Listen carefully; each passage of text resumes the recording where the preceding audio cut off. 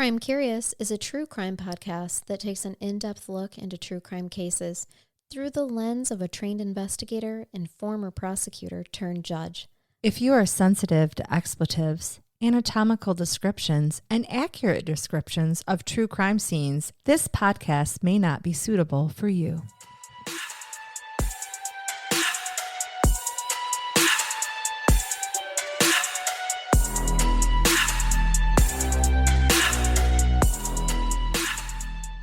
Welcome to Crime Curious. I'm Charnell. I'm Megan. I like it. I'm You so came happy with to be here. A robust I'm Megan. I was at a family event before this, and I am so happy to see you. Hold me. Too. I am so excited to see you too. Oh, let's shake our gree-gree. We have our queen of the peen in there. She doesn't mean me. Nope. She's talking about the crystal skull. I have the raccoon bones. We got a new crystal skull to go with our crystal penises in the kangaroo sack, which is the strangest statement I have ever made. But that's what we're like. It's not. Yeah, that's a good point. It's really too. not. That's a great point. So are you ready? Because I'm bringing you something. This case that I'm bringing you today is then going to lead into a two-parter for next time. If I do my math correctly, this is kind of a three-parter. It is 100% a three-parter. Yep. But the victims from today aren't the same as the victim that we will talk about in the two-parter. Okay. But basically, this is the prequel. This is the prequel, and this is hours and hours of research. So buckle up, Buttercup, because we're going deep. If you could see what Megan just did. That's what he said. And I'm already deceased before I even start. I'm so sorry. Oh, shoot. She poured me a glass of wine, and I did not get to enjoy it because I recorded a little bit earlier, but now I am. It's been a super long time since we've got to enjoy an adult beverage while we were recording, Yeah, too. just in case any of you think that we're alcoholics, we usually drink water or coffee sitting here. Yep. So we are enjoying some. This is our friend time. Well, because we usually record in the morning. Today we get to record in the night, so we can have a little nightcap with our episode. So I like that. I'm so excited right now. Okay. Do you have a title? Well, oh my gosh. Are you going to tell me the story and let me title it afterwards? Yes, you can do that because, man, I'll tell you, maybe the part 2 that's coming up next can be called The Impossible Shot. Oh. This one is just... That's how I got pregnant. Right. Fair point. Me too. Yeah. I was talking about the fourth one. She's adopted. Yeah. No, I was talking about the first one where I was on birth control. Oh, well. That's the impossible You shot. win. Yes. Love him so much, though. And he listens. Hi. You mean the kid? Yes. Yes. 100%. The child. You're going to regret giving me a glass of wine tonight. I think I might. I know our listeners are already regretting it. No. Mm-hmm. It's okay. I know they are. So this one, I've got 3 victims for you in this case, and you're not going to like how it ends. Okay. Oh, great. And then you're not going to like how it connects to the next 2 cases that I'm presenting. But I'm going to start with the first victim, Sandra Valade. I've heard it pronounced 2 different ways, so please leave me alone about it. You go ahead and choose which way you want to say it. I heard it most predominantly Valade. Then say that. And I also listened to an audiobook on this that is called Our Little Secret by Kevin Flynn. So I highly recommend that you pick it up. It's about 10 hours worth of listening.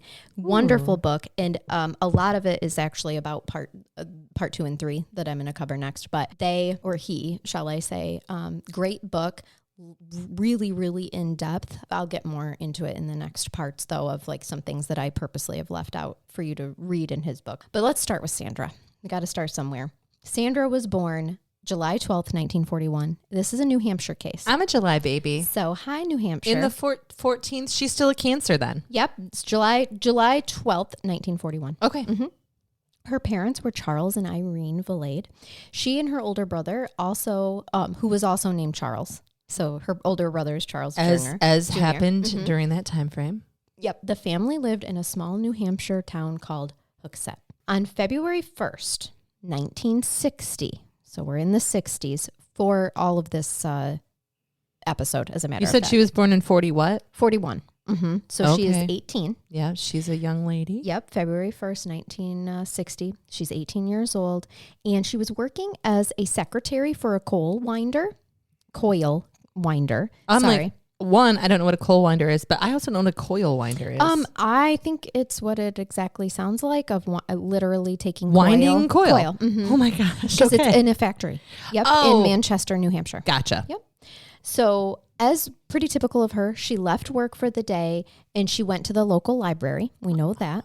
All right. I don't know already. if she was returning a book or if she was But she was getting a reader. Book. She was at the library. And then you're really going to love this. She joined her swimming class at the YMCA.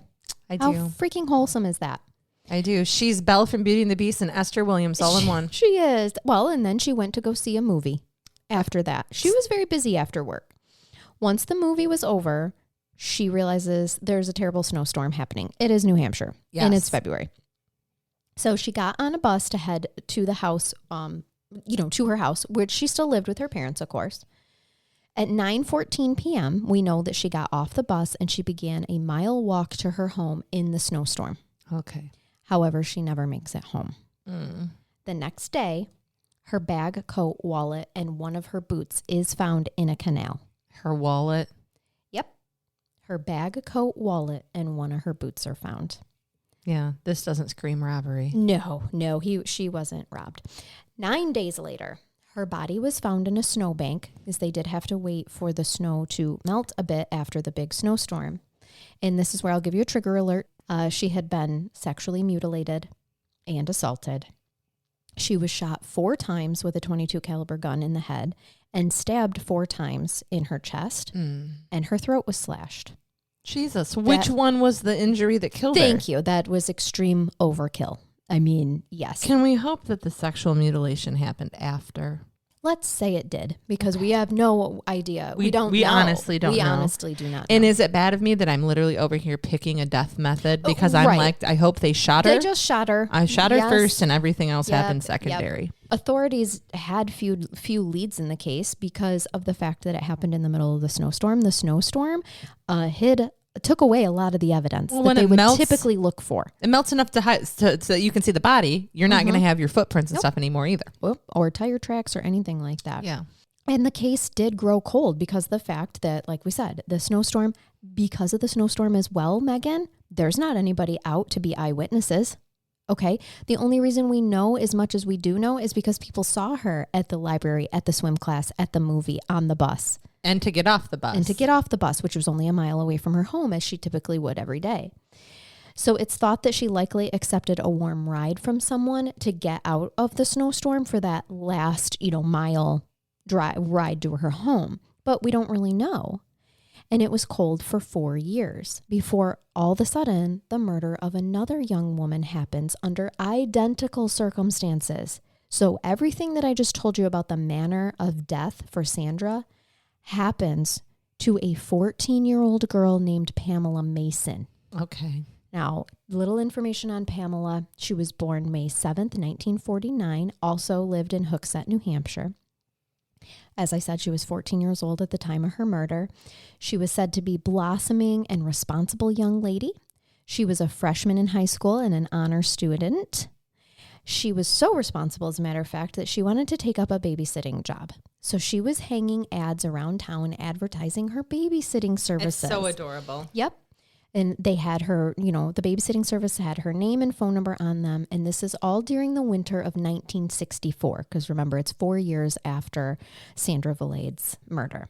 4 years. 4 years. Yep, it went cold. Sandra's That's right. thing went cold for 4 years. So we're in 1964. One of the places that she hung an ad was the local laundromat. It was called like a laundromat or something like that, but it's a laundromat. Okay. Insert here a key player, someone who comes up in parts 2 and 3 as well. Okay. One of the employees who worked at the laundromat was a woman named Rena Paquette. Now, Rena was a wife, mother, and super hard worker.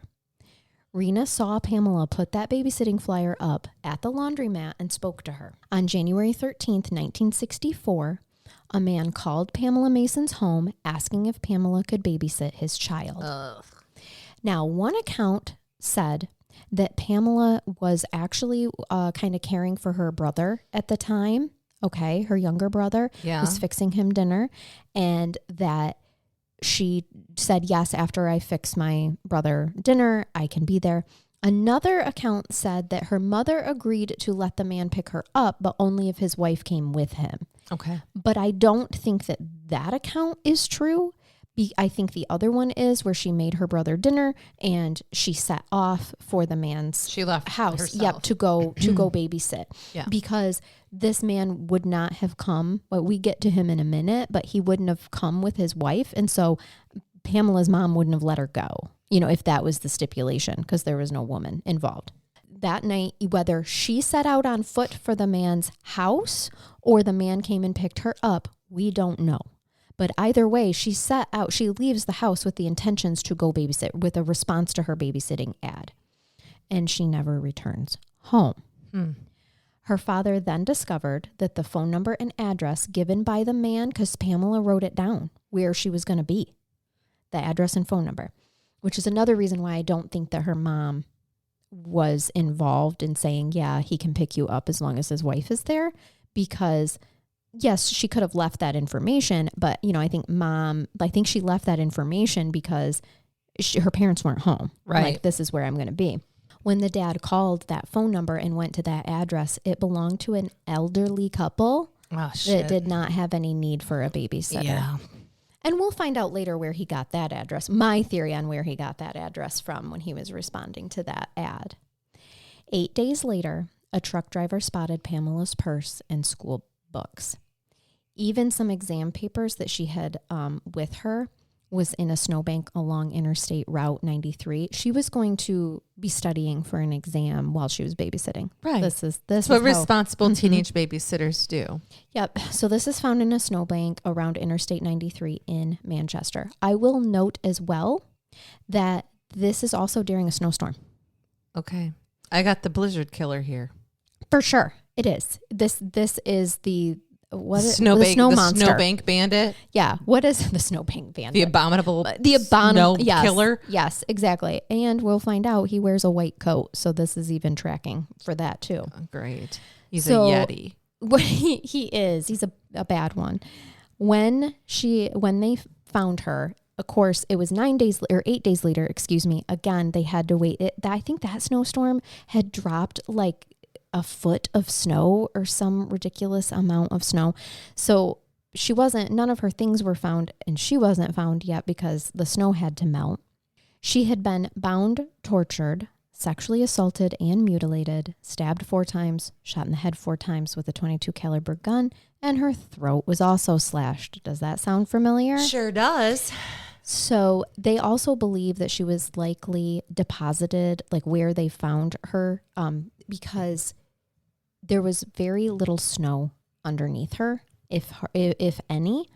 And that night on January 13th is when they got over a foot of snow.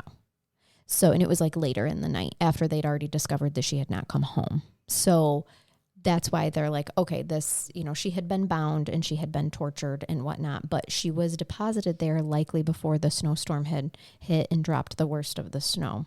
And of course the snowstorm ruined evidence, footprint, tire tracks, all of that.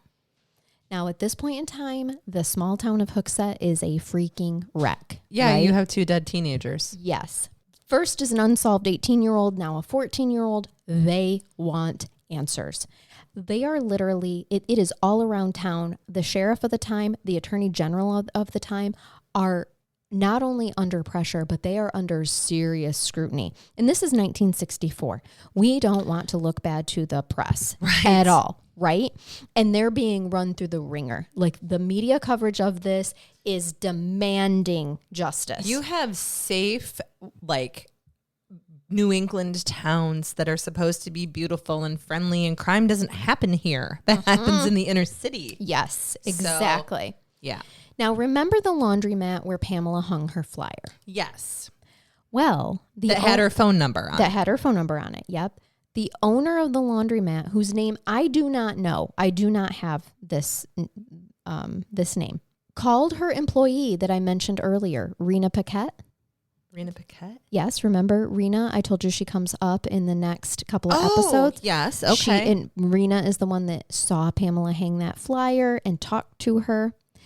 So the owner of the laundromat calls Rena Paquette, and she tells her, I know who killed Pamela and Sandra. And how exactly do you know this, ma'am? Well, because it's her son, Edward Coolidge. Okay. Rena didn't know what to do. She told her husband Arthur at dinner. Arthur, I think our boy's been up to some bad shit. No. Okay. Arthur, I think my employer's boy has been up to bad shit. Okay, gotcha. Rena's like, so my boss called me today and said she thinks that her son, Edward Coolidge, murdered Pamela and Sandra. Why would you tell that to somebody? Well, exactly. Arthur's like, why would this woman call you? You guys aren't even really friends. She's your employer. And why would she tell you this information? It's exactly what Arthur said. And I want to point out, she told her husband Arthur at dinner after her two sons, Victor and Danny, had left the table. And I mention them because Victor and Danny is who we're going to talk about in part 2 and 3. So Arthur wanted to know, like, okay, great. Why do you know this information? Rena's like, well, I think she told me because she can't bring herself to turn her own son in and she wants somebody else to do it. And why she chose me specifically is because the woman had information that one of the girls had been murdered in the Paquette family's pigsty, which was kept at the back of the property. Oh. So a little bit about the Paquettes. They owned a large dairy farm on Brown Avenue with land and barns on it. When Arthur Paquette got into the hog business, he soon learned that the smell was too much to bear, being close to the house like the dairy farm. I can attest to this. I just want you guys to know. I grew up on a pig farm. So did my spouse. And the smell of a pig farm does not bother me. But I can tell you that the dairy farm smells horrific to me. And I can't handle the smell of a dairy farm. What's funny is I have a dairy farm right down the road from me, and I very much enjoy that. Yes, does not bother me. When I smell the pigs from Baker's, I'm like, ugh. Yes, exactly. And the same goes for dairy farmers. Okay. They do not enjoy the smell of a pig farm. It's very interesting. Now, everybody likes their shit to smell a certain way. You get used Horses. to it. I hear most people say that horse farms are lovely smelling. Actually, I do like the smell of horse farms. I just visited my niece works on one in North Carolina. Those ranch and the smell of horses and that doesn't bother me either. There just seems to be a divide between pigs and cattle, cows, but we did have cattle, which is very much different than dairy. I can tell you that cattle shit. It tastes. That was not a Freudian slip. I can't. I'm leaving it in. I can't. Never tasted it to my knowledge. The other sense, it smells different. Regular cattle manure smells much different than dairy manure that's produced by dairy cows. In your defense, smell and taste are very closely related. And so I know that you haven't actually tasted shit. No. Intentionally. No. Oh, I have accidentally tasted pig shit before by being a pig farmer 100%. Of course, I understand. But not dairy. No. Oh, I'm going to take a sip before I continue, everybody. I'm crying a little bit. Oh, shit. Just a little. Sorry. But I will tell you, so this to me resonated. I'm like, this makes sense. Yeah. That yes, they are a dairy farm. So before anybody's like, well, that's suspicious that they put this pig sty back of their property. No, not at all. Want it up front. They're desensitized to the dairy smell, not used to the pig smell. So it's in the back. And someone very well could have been murdered there without them knowing. If you've ever been in a pig sty, it wouldn't be hard to cover it up. And pigs really do eat anything. I know. I was just going to say that. Arthur, however, did not believe it because he's like, nope, there was nothing out of the ordinary in my pigsty. But then again, he had no reason to look for a crime scene, while he's doing his daily chores. So I think, in my opinion anyway, that it's entirely possible. Well, Arthur instructed Rena to stay out of it. Like, you need to just stay out of this. But Rena kept getting phone calls from the mother, Edward Coolidge's mother. To do something, and her name is never mentioned, so I don't know if that's purposefully. No, but I also will say this: in the book Our Little Secret, many names are changed to pseudonyms. Okay, I'm only ever giving names that I know are real names and the actual people that want to be named. Okay. So, and it's possible that some are pseudonyms because that's what they were listed as, and in the yeah, well, I know the author audio. did do some interviews as well, Okay. and still we're progressing. Hey, with if pseudonyms. we can't dig it up, there's a reason for it. Yeah, So exactly. And I'll be respectful to people and wanting their privacy. Correct. So Rena called the Manchester Police Department and spoke to an officer who had been taking hundreds of calls at this point on the Pamela Mason case, right? Because she has just recently been found and the whole town's in an uproar. So on a Saturday, 2 police officers arrive at the house to take her official statement, and they are following up on her tip. Arthur was not pleased that his wife had gotten involved, but to Rena, after she gave her statement, the burden is lifted, right? She did her part. She told them that she believed Edward Coolidge was the killer, who was also a bakery delivery driver. Oh. So he wore a white coat. They wore a white coat back then. Yes. And also They where still I wear suspect that he got the address of an elderly couple, the phone number and address of that elderly couple as well. They were on his delivery route. So he had a wife and an infant daughter. He had no other history of violent tendencies, anything. But he also didn't have an alibi for where he was at the time of either of the murders. And neither did his wife. It's in terms of no, he wasn't with me. Okay. So I don't know Edward Coolidge. I was home with our baby. Yes, He was not with exactly. me. He was at work. Yep. So when Sandra was murdered, they didn't have their young daughter yet. Okay. Just when Pamela was. Oh, yeah. 4 years prior. Mm-hmm. The police took her statements and thanked her. Now that weekend, shortly after this police visit, the family had received two threatening phone calls to Rena. And Rena was working at the laundromat and was visited by Edward Coolidge. And they exchanged what was described as a harsh conversation that Rena regretted. Okay, she didn't like exchanging harsh words. Okay. But he knows that she has tipped the police off because he is pulled in Sunday to the police station. She was interviewed Saturday. He's pulled in Sunday for questioning and a lie detector test. But now I'm going to take you to Monday, February 3rd, 1964. So 2 days after Rena talked to the police. She was up early as a farm wife is, making the family breakfast as usual. Arthur was getting ready to do chores. Victor, her teenage son, was already getting ready for school. And Danny Paquette, who was 15, got to sleep in on this Monday because he had a dentist appointment that his mom was taking him to. Rena worked typically when her kids were in school or on the weekends so that she could be home in the afternoons and evenings with the kids. So Rena and Arthur had 6 children total, but Victor and Danny were the youngest 2, so they were the only ones still living at home. Gotcha. All right. So they were damn near empty nesters. Yeah, they're 15 and 17. Good ages. Yep. So Rena told Arthur that she was going to speak to Edward Coolidge's mother again after the dentist appointment. And Arthur was pretty serious with this warning and said that she's not going to do that. She just needs to stay out of it, especially since the phone calls had happened and the visit with Edward had happened. He was not happy about those things and he just wants the police to handle it and her to stay out of it. So Danny Paquette, her 15-year-old son, Rena's 15-year-old son, wakes up at 10 a.m., confused as to why his mother let him sleep so late because he had completely missed his dentist appointment at this point. Damn you, Mom. Yeah. He's like, this is weird because Mom didn't wake me up. He looked all over the house for her. Then he went out to the barns to see if she had checked on, some of the herd, something like that, and then checked the house again. She's not there. Now, this is not like Rena. Right. Okay? Rena is of course. a dutiful mother. He called his aunt who lived just down the road and was kind of panicked at this point in time and explained that he could not find his mother, which is odd.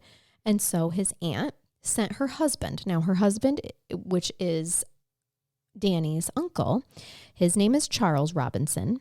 And so he is actually Arthur's brother-in-law. Right. So the aunt is Arthur's sister. But Charles is a police officer in Manchester.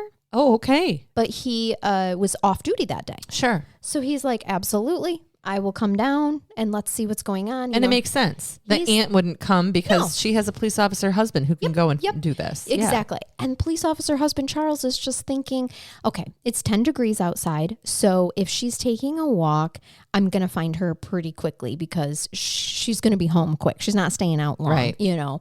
He's really not panicked at this point in time.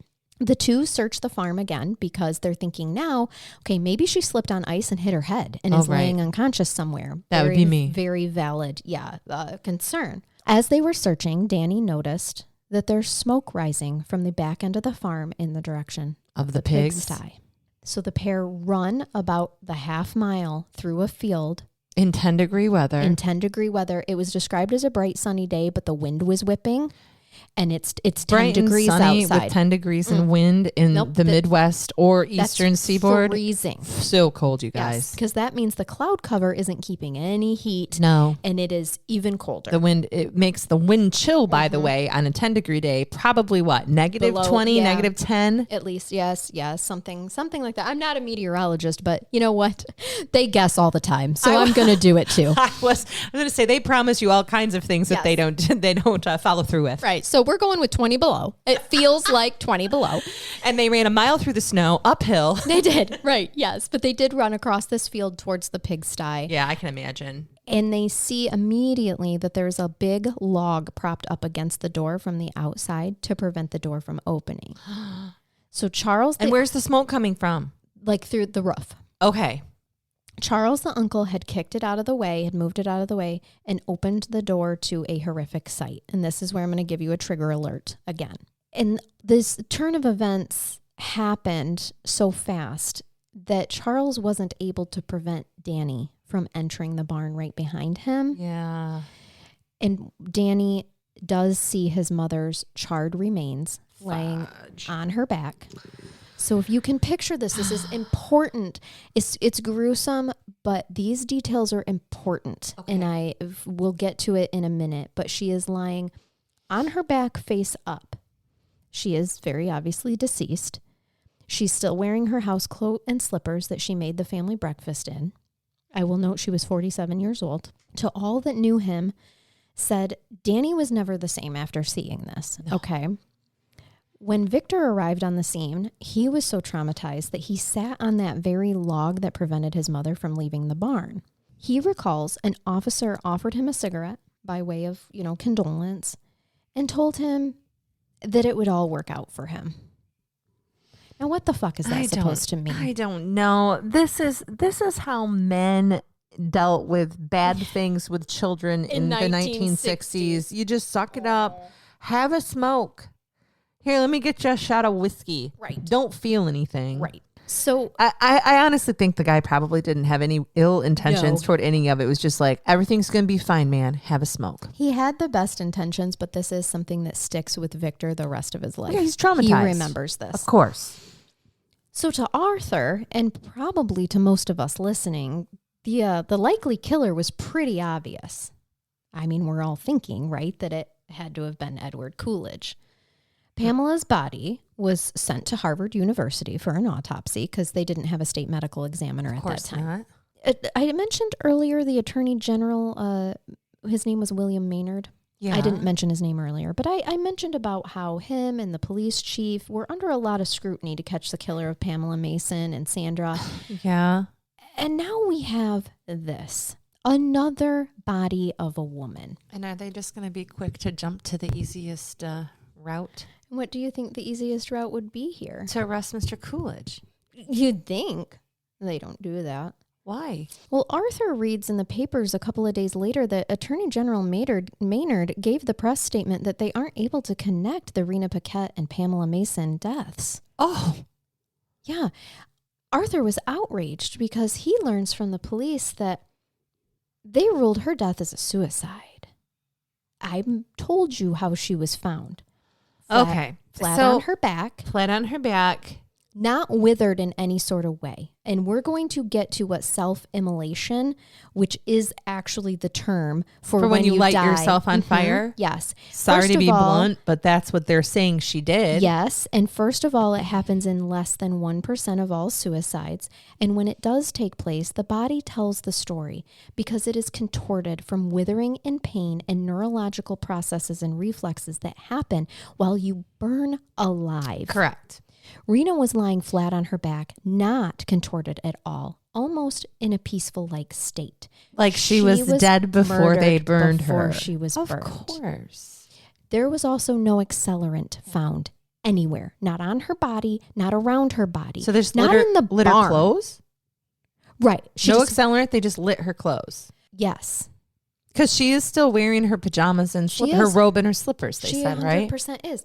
Another way why you think she's alive when she's lit, or she's dead when she's lit on fire, because if she was alive, imagine how difficult it would be to burn to death without accelerant.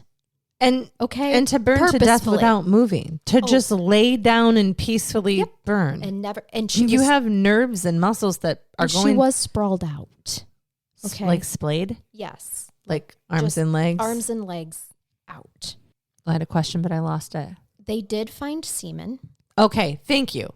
But I'm not glad we found semen, but I was going to ask that. And also, was there any, just because somebody is burned extensively, it doesn't mean that you might not be able to find other, like, was there blunt force trauma?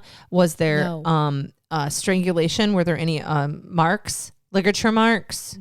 At the time, or she was way too charred. In 1964, they ruled it a suicide. Turns out that the autopsy wasn't exactly thorough, well documented, and basically we were told the Harvard doctor was told by the Attorney General, this is what we're looking at, this is what it needs to be. And yes, there was semen found, but there was no way to test it, and they, could have been her husband's. Exactly. They didn't ask Arthur the question of whether or not they had been intimate recently. Did she have a reason to want to kill herself? Well, or was it just so fucking cold and she was taking care of the pigs and said, I just can't deal with this anymore, and lit herself on fire? Oh, honey. Sorry if that's blunt, but that's about how reasonable it sounds. That's more reasonable than what they say. I love that that's what the reason you gave, because that's a better reason. Well, I was joking. So what is the reason? Well, on November... Are you going to make me mad? Yeah. Okay. On November 22nd, 1963, if you guys know that date, it's the date that John F. Kennedy was assassinated. Oh my God, like she was a groupie? She took her own life because that was big news happening at the time, and she couldn't handle it.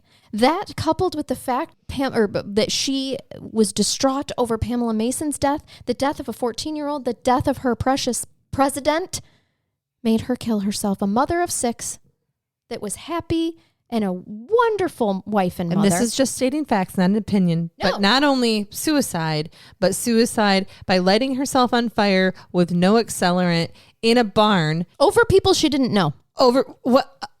In a barn. In her family's place. Why would she do it in the barn if you were going to do this? Oh, I mean, you got to do it somewhere.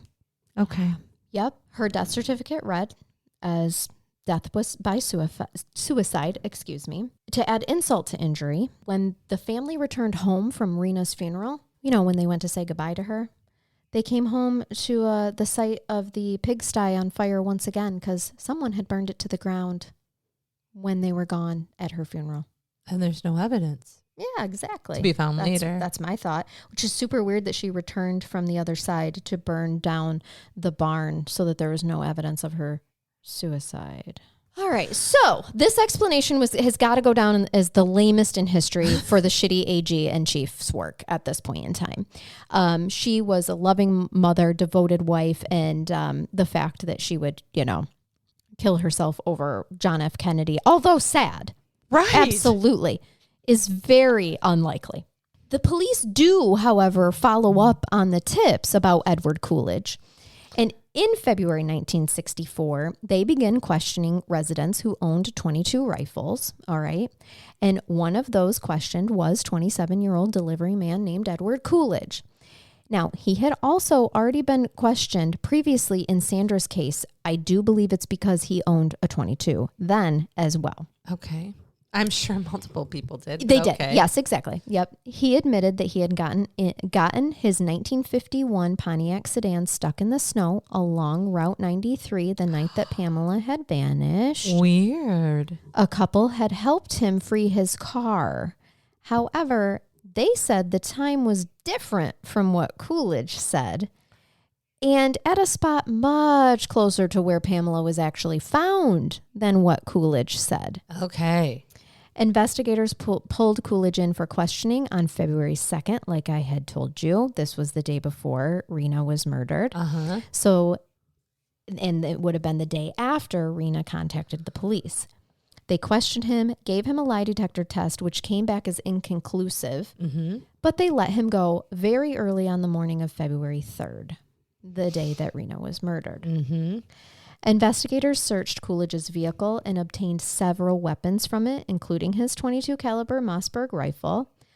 Gunpowder particles were found in his vehicle. His Mossberg rifle was later determined through ballistics testing to be the weapon that was used to kill Pamela. Her bloody clothing, Pamela's bloody clothing, were also found in the car, as well as microscopic analysis indicating that clothes from his residence had been in contact with Pamela's body.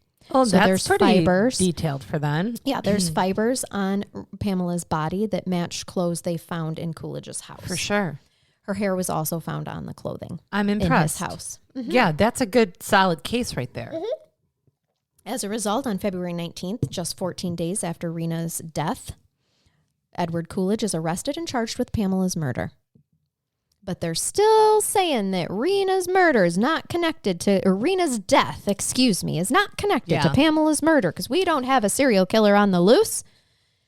People in this town were literally busting into church services announcing to everyone that the murderer of Pamela Mason had been arrested. This is how invested this town is. And I firmly believe a huge reason why they refused to look farther into Rena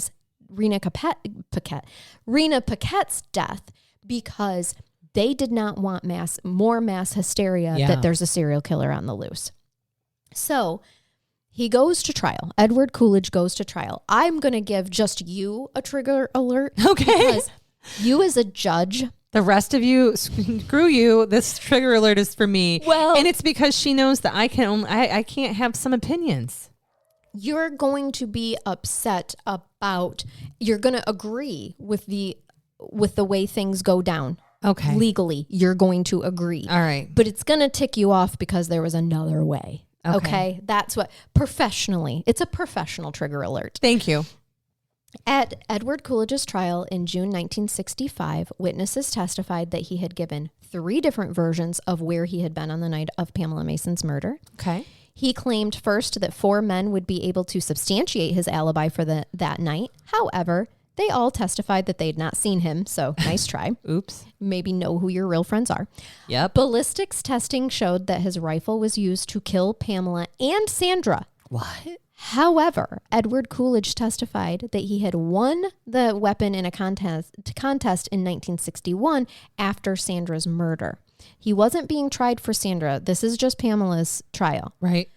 The prosecutor rebutted by showing that the weapons did not have serial numbers, meaning that he could have had 2 rifles, one from the contest and one that he used to commit the murders.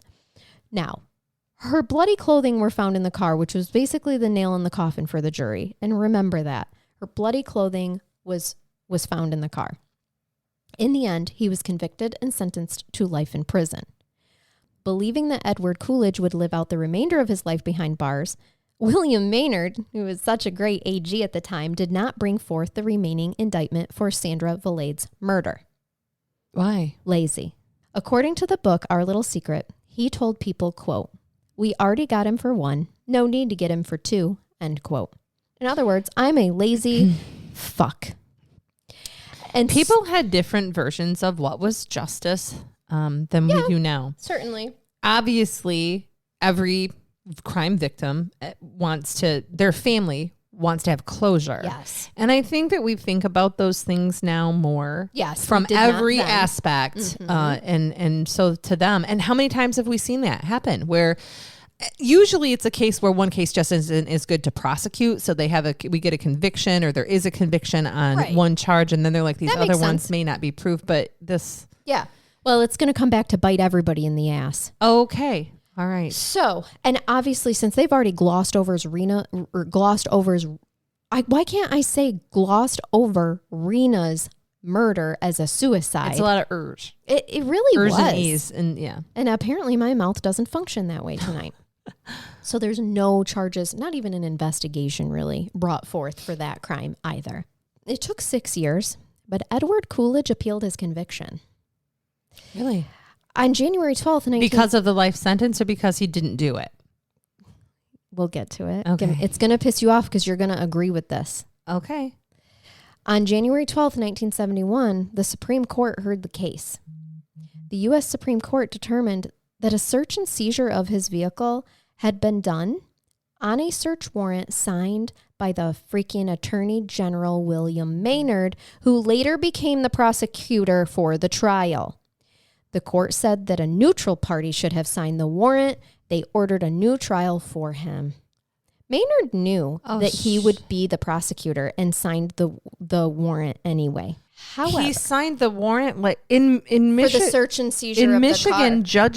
A judge or magistrate has to sign the warrant, and the prosecutor, which is kind of like the AG, the prosecutor can sign, but isn't required to sign. We usually have them sign, by the way. When the police go get a search warrant, they have the prosecutor sign off on it. But it's the judge that actually, or magistrate that actually signed the search warrant.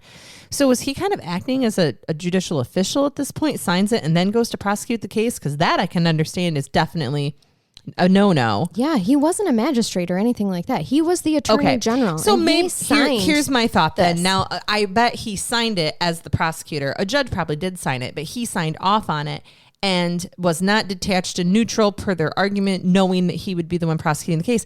A neutral party did not sign. No, you're right. There was no judge. Warrant. So that must not have been required there. I have to research now. I don't know. You have boggled my legal mind. I do know that the reason behind him getting a new trial is that it wasn't signed by a detached and neutral party, which is the fundamental search warrant requirement when it comes to its signature. Yep. So there was no judge, no one to sign off on it. He literally signed the search warrant knowing that he would prosecute the case. Yes. And the case, the nail in the coffin was her bloody clothes found during that search and seizure of his car. This makes the search illegal. Yes. Which means that everything found in there is considered to be the quote unquote fruit of the poison tree, and you can't use any of it. It's not admissible. And once you aren't allowed to use that evidence, what do you have left that can prove the case beyond a reasonable doubt? Right. Well, now it's on the prosecution to try. Yeah, it's been sent back for a new trial. So now it's a new trial. They make him a deal. He pleads guilty to second-degree murder, which comes with a sentence to serve between 25 and 40 years with credit for years already served. Because this is 1971. He went to prison in 1964. Okay. So at that time, inmates could earn good behavior. Oh, yeah, they still do. Yep, off their minimum sentence, people, at a rate of 12 and a half days per month for 5 months per year. So a model inmate can see his or her sentence reduced by as much as 2/3, essentially. Now, I will give you some historical perspective because I knew you were going to ask for it. Okay. I know my co-host so well. A former attorney general, it is important to remember that New Hampshire during those years had a penal system that was among the most lenient in the country, with a low crime rate and prison population. And it hadn't really changed in like 100 years. So in that time, there's no death penalty. And first-degree murder was really 18 years to life. Okay, minimum sentence 18 years, which after factoring off for good behavior, a good person that behaves in prison who got the 18 to life could potentially be out after 10 years and like 7 months. Yeah, I've heard of this. So in 1978, after 14 years in prison, Coolidge applied for parole, but he was denied. And still, prison and parole officials praised him for being an exemplary prisoner and for completing college-level courses.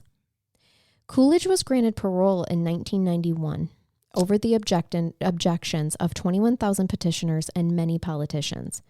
The parole board chairman, Richard Leonard, said, quote, "He is the best risk I've seen out of 600 cases," end quote.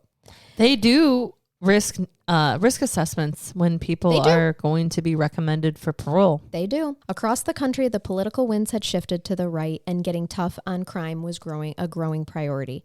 In New Hampshire, this movement had a villain, and this villain was Edward Coolidge, and the penal system that seemed to coddle him. Please say penile again. Penal. Penal. I know. It's penal system. I've been waiting for you to correct me. You let me do it like 5 times. I smiled and you kept looking at me and I was like, does she want me to say something? I was doing it on purpose. Penal. Because come on, I've got a sack of penises. I'm looking at them. Here. I know. That's why I have to see it say it's a penile system. You're an ass, man. Okay. I appreciate that you let me do it like 5 times though before you kept looking at me and I was like, what? I love that you're like, by the way. It doesn't matter how you say it, whether it's penal or penile, because people still make fun of it, but it means punishment. It does. Punitive. It does. It doesn't mean peen. It does not. So I'm here to tell you, like, this man is out and was released. 1991. Rena, and it caused an uproar for New Hampshire, frankly, because they're like, wait a second. First of all, he was never tried as he should have been for the murder of Sandra. Well, got sent back and he was retried, but took a plea. Well, no, that was all for Pamela's case. Oh, he was never tried I'm for sorry. Sandra. I apologize. He was never tried for Sandra. And that's right. There's many implications that he could possibly have been the murderer of Rena. If he's not, it's a damn weird stroke of she happens worst to luck be ever. murdered. Because we will get to it in the next, the 2-parter that I will do next. But we're going to get to some more information about Rena's death. Okay. Her case is still unsolved today, as the day of this recording, and Edward Coolidge has not been investigated, questioned, or anything about Rena Paquette's murder.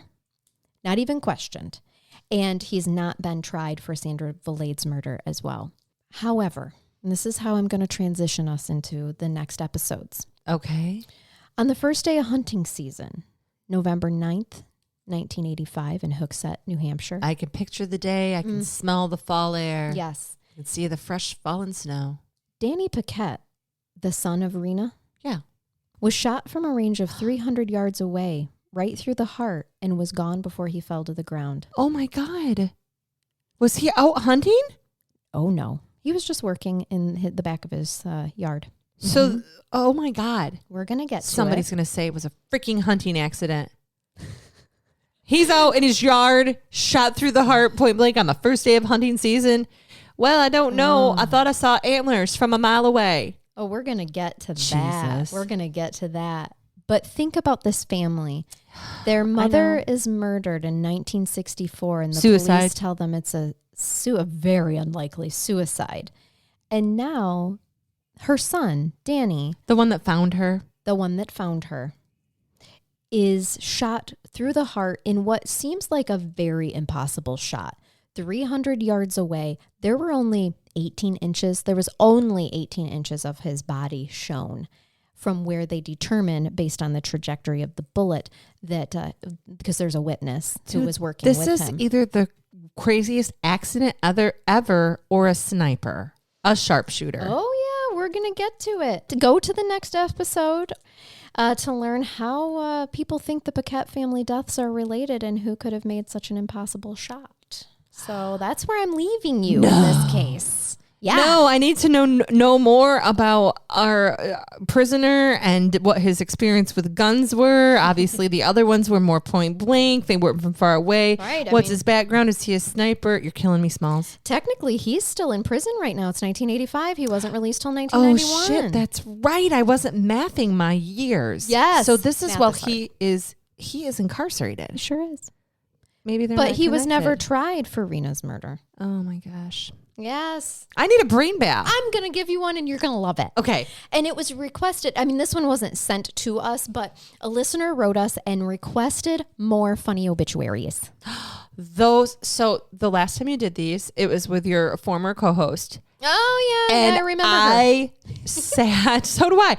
I remember exactly where I was. Isn't that funny when something is so funny? I was getting ready for work in the morning and I just sat down on the bed in the guest bedroom because I get ready in that bathroom in the morning. And I was like putting nylons or something on when I remember, like I have such a memory with it. You can remember. Thank you. Maybe I love you have a memory for it because somehow subconsciously you knew this was her last episode and that you were going to fill the position. Maybe. That was your spirit guides. I don't just know. Making you remember that moment. Or maybe I accidentally punched myself in the face when I was putting my nylons on. And so I remember it makes sense. All right. Let me give you the obituary of William Freddie McCullough from Bloomingdale. But I didn't make note. Bloomies? From Bloomingdale's? Of where this actually is. If I die, can it be in the shoe section at Bloomingdale's? Yeah, exactly.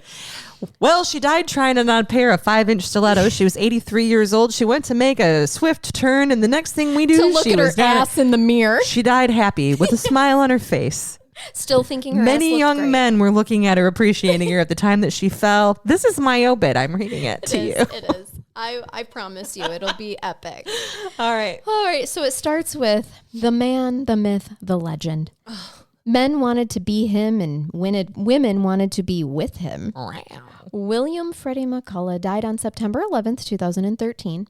Freddie loved deep-fried Southern food smothered in cane syrup, fishing, the Santee Cooper Lake, Little Debbie cakes, 2.5 Men, beautiful women, Reese's Cup, and Jim Beam. Hell yeah, brother. I know this guy. I know. Oh, when you see his picture, you're going to be like, I think I just saw him at the Sit-Go. I might have dated him in high school. You might have.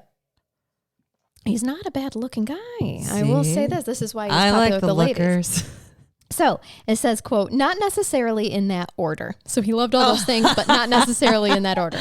Jim Beam came first. Mm-hmm. He hated vegetables and hypocrites, not necessarily in that order. I actually like vegetables. He was a master craftsman who single-handedly built his beautiful house from the ground up. Freddie was also great at growing fruit trees, grilling chicken and ribs, popping wheelies on his Harley at 50 miles an hour, making everyone feel appreciated, and hitting Coke bottles at 30 yards with his .45. When it comes to floor covering, Freddie was one of the best in the business, and he loved doing it. Freddie loved to tell stories, and you could be sure that 50% of every story was true. You just never knew which 50%. I know him. I know. I love this so bad. When you see his face, too, he's just so precious. All right. Marshall Matt Dillon, Ben Cartwright, and Charlie Harper were his TV heroes, and he was the hero for his 6 children. Oh. Mark, Shane, Clint, Brandis, Ashley, and Thomas. One girl in there? I think there's 2. Okay. Yep. Freddie adored the ladies, and they adored him. Mm-hmm. There isn't enough space here to list all of the women from Freddie's past. Someone put this in an obit. There isn't enough space in the Bloomingdale phone book. A few of the more colorful ones were, you're going to love this, be ready. Shit, okay. A few of the more colorful ones were Mama Margie, Crazy Pam, Big Titty Wanda, in the obit? Spacey Stacy, and Sweet Melissa. Oh. Hold on. Oh, no. He explained that nickname had nothing to do with her attitude. Oh, my God. I love him. He attracted more women than a shoe sale at Macy's. Yeah. I should have said Bloomies. He got married when he was 18, but it didn't last. Freddie was no quitter, however, so he gave it a shot 2 more times, but it didn't work out with any of the wives. But he managed to stay friends with them and their parents. In between his many adventures, Freddie appeared in several films, including The Ordeal of Dr. Mudd, A Time for Miracles, The Conspirator, Double Wide Blues, and Pretty Fishes. When Freddie took off for that pool party in the sky, he left behind his son, Mark, Shane, wife Amy, Clint and his wife Desiree, and Thomas and his wife Candace, and his 2 daughters, Brandis Chambers and her husband Michael, and Ashley Cooler and her husband Justin. His brothers Jimmy and Eddie, and his girlfriend Lisa Hopkins, and 7 delightful grandkids. Freddie was killed when he rushed into a burning orphanage to save a group of adorable children. Or maybe not. We all know he liked to tell stories. Right? And that's how it ended. I love Isn't that amazing? I love it so much. Such a great obit. Rest in peace. His family loved him to do that. Absolutely. Anyway, like you gotta, this was a fun guy. Yep. I want to hang out with him. Me too. And you know that he created beautiful souls that are much like him, I'm sure, too. I mean, he approve of this obit. He was moderately offensive to women in the obit, or they were. But I guess Melissa that had nothing to do with her attitude. Come on. I know. Crazy Pam. Big titty Wanda. God, that's awful. Which when I read that, I was like, was that my grandma? Because that is her. Your grandma's name is Wanda. Yes, and she had huge tits, and she was only like 4'10". So I'm like, oh, shit. Wanda, do you have a secret? She might. She might. I love it. Well, thank you guys for joining us for this episode. And the next deep dive two-parter, be prepared because it's going to be intense. And follow us on social media. Send us your case suggestions. We're on social media, or you can email us, crimecurious@yahoo.com, or through our website, crimecuriouspodcast.com.